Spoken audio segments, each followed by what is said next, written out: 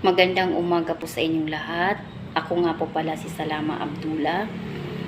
Ang ginawa ko pong tula ay pinamagatang kulturang Pilipino. Ang layunin ko po dito ay mapukaw ang damdamin ng bawat isa. Itong tulang ito ay may kaugnayan sa ating tinatalakay na pampanitikan. Kulturang Pilipino.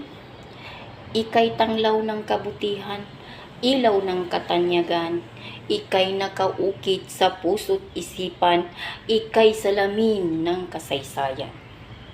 Nagbubuklod ng sambayanan, nagbibigay ng katanyagan, nagpupugay ng kasarinlan, na ipadama ang pagkakilanlan.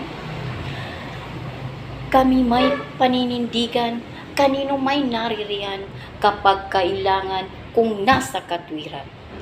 Pagiging magalang at marespeto, paggamit ng po at opo, pagkadalisay, ika'y bumuo. Pagmamahal, iyong itinuro.